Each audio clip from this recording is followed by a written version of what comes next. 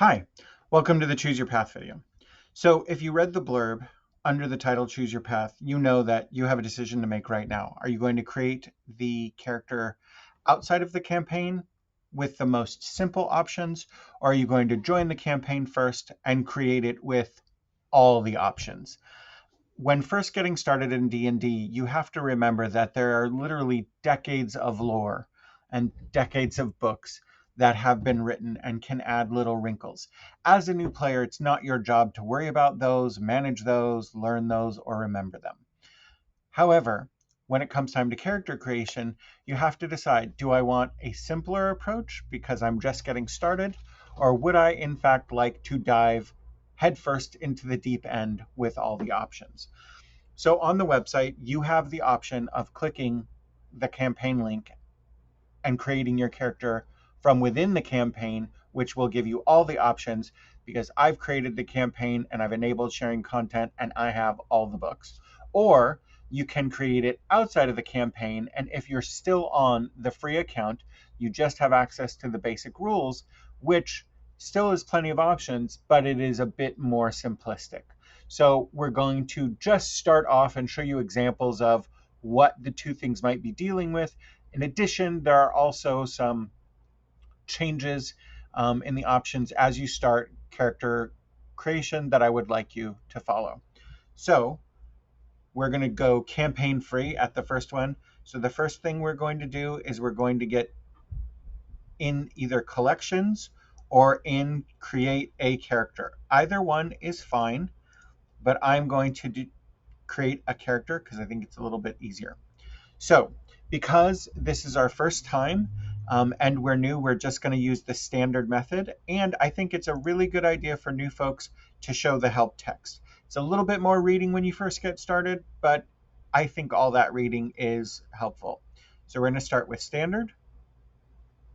Now this is some of the help text. It walks you through it, some brief reading about creating a character, the preferences, the things you have to, you might want to take into account, character level, etc.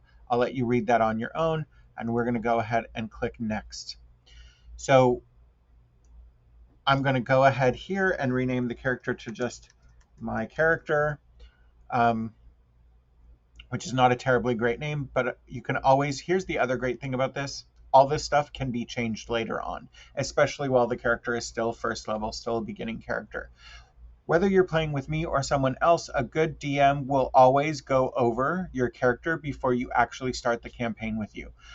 Lots of times, certain aspects of the game don't fit into the world the DM has created, or maybe there's just some optional rules that they don't want to play with, or there's some house rules that players or a party have decided that aren't compatible with certain parts of the official game, but that's okay. You talk that over with the DM. In any case, it can all be changed. So you have lots of options here on sources. The only change we're going to make here is we're going to turn off the Dragonlance content. That's a brand new set of rules, and there's some things in it that are very specific to that world. So we're just going to turn off the Dragonlance content. All the rest of this is fine for now. And again, as I said, it can be changed later on. So now we're going to click next. And here we're choosing a race. You can expect in the coming year that this word to change to species, which is a less socially loaded term, but also more accurate, scientifically speaking, to what they mean by race in Dungeons and Dragons. In any case, this is starting text. There's a lot of great things that is basically working on vocabulary for you here, and I think it's a good idea for a new player to read through that, at least the first time. But here's where we get to actually choosing a race. So we're going to either this way or through the campaign, we're going to turn this option off, but we're going to turn legacy content off. There are some races / species that have been updated, and you can play the old version or the new version. We're just going to go ahead with the new version. It's also less confusing for a new player. So if you scroll down here, here's what you have. You have 10 races to choose from. And when we look at some of these races, for example, elf and dwarf, you see that little parentheses with a number. or halfling and human, that means there are subraces or variations in that race. So let's take a look at elf. If you are at all a Lord of the Rings fan, you will notice from that movie there are different kinds of elves. So here we have high elves and wood elves. So let's take a look at the wood elves, which would be like the character Legolas from the Lord of the Rings movies. So you get a little flavor blurb here. You get what their racial traits are down here. And then they go into a little synopsis of all the things you might need to know about the character and some of the stuff they get. If I was going to pick this, I would click on choose race. If not, I can choose cancel. Well, what's the difference between a wood elf and a high elf? Well, here you go. They give an example. So an example of a high elf using the Lord of the Rings reference would be Elrond or Arionwyn. So they give you a little flavor text. They tell you real quickly what the character traits are here. Then they scroll through. You can scroll through and get a synopsis.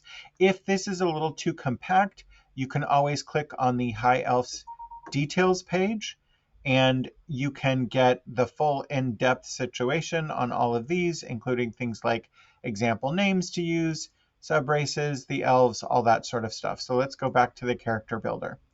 So let's say we're going to build a high elf. Now we click choose race, and each one of these drop downs will give us all those things. If we want to change race, here's where we would do that. Whoops, let's use a better tool. If we're like, we're going to back out of the high elf, then we would just click on change race, and that would take us back. Now we're going to switch over to what it would look like if we went the campaign route. So this is, if I've clicked on the link from the website to join the campaign, this is what I will see. Since I don't already have any existing characters, this section on the bottom won't do much for me. If I already had a character and that character was not already in a campaign, then they would be listed here with their name and their little picture, and I could click the character and click join with this character. But that's not what we're going to do here. We're going to start with just creating a character. Now again, it's jumping us right into the standard mode. And again, as I asked in the other part, we're going to turn Dragonlance content off. We're going to scroll down. These are all the same things that we want.